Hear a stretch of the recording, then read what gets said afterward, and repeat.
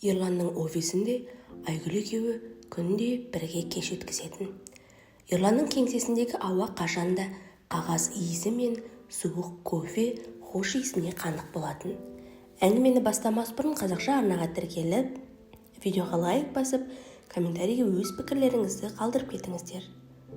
Ерланның өмірі бұл миллиметрлік дәлдік, сызғышпен сызылғандай түзу тағдыр. Ол Алматының орталығындағы зәулім ғимараттардың жобасын жасағанда тек бетон мен шынының беріктігін ғана емес, олардың адам сезіміне бағынбайтын, суықтығын да ескеретін. Ерлан үшін әлем бұл шешілуі тиіс күрделі теңдеулер жиынтығы. Оның сезімдері де сол сызбалар сияқты. Нақты, шекарасы белгіленген, артық эмоцияға орын жоқ. Айгүл оның өміріне күздің соңғы жаңбырлы кезінде енді. Көрме залындағы шулы топтың арасында ол ерекше көрінді. Үстіндегі кең тоқылған жемпірі, мойнына асылған ескі үлгідегі лейза камерасы және бетіне түскен бұйра шаштары оның еркіндігінен хабар беріп тұрғандай.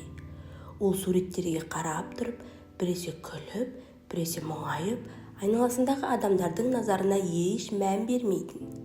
Ерлан оның жанына келіп, қабырғадағы суретке қарап, композициясы дұрыс емес, алтын қию қағидасы сақталмаған деді салқын ғана. Айгүл оған бұрылып, сыңғырлай күлді. Оның күлкісі Ерланның қатаң әлеміне кенеттен кіріп кеткен жарық сәулесіндей болды.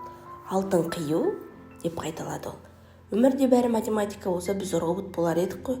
Мына суретке қараңызшы, мұнда ереже емес, мұнда мұң бар. Күздің соңғы жапырағының жерге түсер алдындағы қорқынышы бар. Сіз соны көріп тұрсыз ба? Ерлан үндемеді. Ол тек жарық пен көлеңкенің қатынасын көрді, бірақ қорқынышты сезінген жоқ. Сол кеште ол алғаш рет өз сызбаларының жаны жоқ екенін түсінді. Олардың кездесулері басталды. Бұл екі түрлі стихияның соқтығысуы еді. Ерлан Айгүлді қымбат классикалық мейрамханаларға шақырғысы келсе, Айгүл оны қаланың шетіндегі ескі үйлердің төбесіне күннің батқанын тамашалауға алып барды. Қараш дейтін ол камерасын бағыттап. Мына қала түнде мүлдем басқа. Күндіз ол сенің сызбаларың сияқты қатал, ал түнде ол ғашықтардың сыбыры. Ерлан бірте-бірте өзгере бастады. Ол жұмысқа кешігіп келетін болды, себебі түнде Айгүлмен бірге тау бөктерлерінде жұлдыздарды санап жүретін. Бірақ оның ішкі бақылаушысы әлі ояу еді. Ол Айгүлдің өмірін ретке келтіргісі келді. Сенің жұмысың тұрақсыз, деді ол бірде кешкі аста. Саған жеке студия керек, нақты кесте керек. Мен саған көмектесе аламын. Айгүл шанышқысын үстелге қойып оған ұзақ қарады. Сен менің өмірімді де ғимарат сияқты қылғың келе ма? Іргетасы мықты, қабырғасы биік, бірақ терезесі жабық. Мен қоспын, Ерлан. Маған тордың керегі жоқ. Мейлі ол алтыннан болса да. Бұл олардың алғашқы үлкен кикілжің еді. Ерлан махаббатты қамқорлық пен бақылау деп түсінсе, Айгүл махаббатты еркіндік пен қолдау деп білетін. Ерланның түсінігінде, егер сен біреуді сүйсең, оның әр қадамын білуің керек.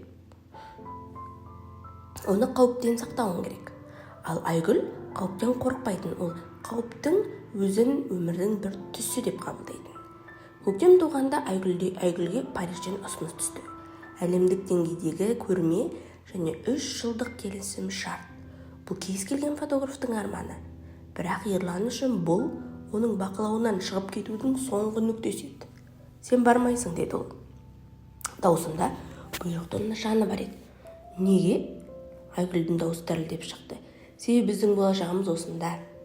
Мен мұнда үлкен жобаны бастадым. Мен сені жібере алмаймын. Ол жақта сені кім қорғайды, кім қарайды саған? Айгүл мысқылмен күлді. Бірақ көзінде жас мөлдіреді. Сен мені сүймейсің, Ерлан. Сен өзіңнің маған деген иелік ету сезіміңді сүйесің. Менің жетістігім сені қуантудың орнына сені қорқытып отыр, себебі мен сенің сызбаңнан тыс шығып баратырмын. Сол түні Айгүл кетіп қалды. Ешқандай айқай-шусыз, тек үстел үстінде камерасын қалдырып кетті. Ерлан оны іздемеді. Оның тәкаппарлығы мен дұрыс өмір туралы қағидасы жібермеді. Ол әлі оралады. Өмірдің қиындығын көргенде маған келеді деп ойлады ол. Бірақ күндер аптаға, апталар айларға ұласты. Париждің жаңалығынан Айгүлдің есімін көргенде ғана Ерланның жүрегі алғаш рет сыздады. Бұл физикалық ауырсыну емес, бұл оның мінсіз әлемінің құлап бара жатқан іргетасының дыбысы еді. 2 жыл өтті. Ерлан қаланың ең танымал сәулетшісі атанды. Бірақ ол салған үйлерді ешкім тұрғысы келмейтіндей суық еді. Ол жалғыздыққа үйренді. Бірде ол шкафтың төмінде жатқан Айгүлдің камерасын алды. Оны осы уақытқа дейін қосуға батылы бармаған еді. Камераны қосып, галереяны парақтай бастады. Онда олардың бірге өткізген сәттер емес, Айгүлдің Ерлан байқамаған детальдарды түсірген суреттер бар еді. Ерланның ұйықтап жатқандағы шаршаулы жүзі, жұмыс істеп отырғандағы тырысқан саусақтары, тіпті оның ашуланған сәттегі қатал көзқарасы.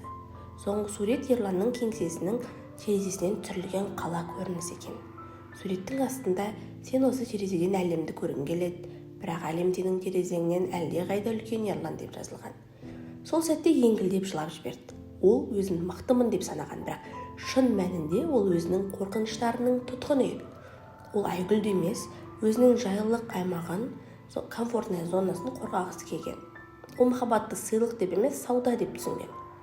Мен саған қамқорлық беремін, сен маған бағынуың керек деп. Ерлан Парижге билет алды, бірақ ол Айгүлді қайтару үшін емес, оған алғыс айту үшін барды. Ол көрме залына кіргенде Айгүлді көрді. Ол бұрынғыдан да жарқырап, айналасына бақыт таратып жүреді. Оның қасында басқа ер адам болды. Ол Айгүлге мақтанышпен қарап тұрды. Ерлан жақындамады. Ол тек алыстан қарап іштей рахмет саған, мен көзімді ашқаның үшін деді. Ерлан Қазақстанға оралған соң өзінің ең басты жобасын қолға алды. Ол жетім балаларға арналған өнер мектебін салды. Бұл жолы ол сызғышқа ғана сенген жоқ. Ол ғимаратты еркін пішінде, көптеген ашық кеңістіктермен және жарықпен толтырып салды. Бұл оның өмірге деген жаңа көзқарас еді. Ол енді ешкімді бақылауға тырыспайды. Ол түсінді. Махаббат бұл екі адамның бір-біріне байлану емес. Екі еркін адамның бір бағытқа қарап, бір-бірінің қанатын қырқудың орнына ұшуға көмектесуі. Әңгіменің берер сабағы, біз жиі жақсы көрген адамымызды өзіміздің қалауымызша өзгерткіміз келеді. Біз оларды бақытты етемін деген желеумен шын мәнінде олардың болмысын жоямыз. Бірақ нағыз махаббат иелік ету емес, жібере білу. Гүлді сүйсең, оны жұлма, оған су құй. Жұлынған гүл өледі, ал күтілген гүл айналасына жұпар шашады. Ерлан өз өмірінің сәулетшісі болуды тоқтатып, оның көрермені болуды үйренді.